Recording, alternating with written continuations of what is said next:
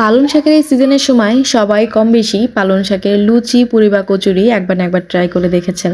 কিন্তু আমার কখনো ট্রাই করা হয় না এই জিনিসটা। কিংবা পালং শাকের লুচি বা পুরি যে হয় সত্যি বলতে সেটাই আমার জানা ছিল না। ফেসবুকের মাধ্যমে জেনেছি আরকি।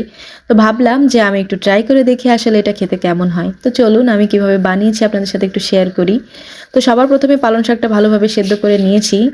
তারপরে হচ্ছে সেদ্ধ করা পালং শাকের সাথে অল্প একটু আদা বাটা এবং রসুন বাটা দিয়ে এটা ব্লেন্ড করে নিয়েছি।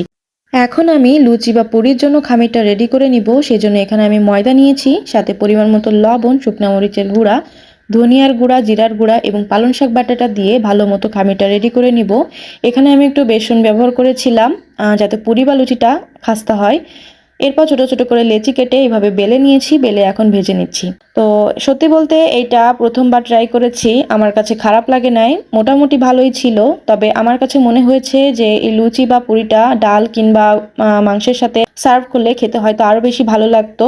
তো শুধু শুধু একেবারে খারাপ লাগে নাই, ভালোই লেগেছে। ইউটিউব ঘেটে যে রেসিপিটা আমার কাছে সবথেকে বেশি সহজ মনে হয়েছে আমি সেভাবেই ট্রাই করেছি। আচ্ছা, আপনারা কে কে পালং শাকের এই লুচি বা পুরিটা ট্রাই করেছেন সেটা কিন্তু জানাবেন অবশ্যই। আর যারা ট্রাই করেন নাই তারা কিন্তু একবার ট্রাই করে দেখতে পারেন, খারাপ লাগে না, ভালোই লাগে। তো আজকে এই পর্যন্ত। আমার ভিডিওটা যদি ভালো লেগে থাকে তাহলে শেয়ার করে দিবেন। আল্লাহ হাফেজ।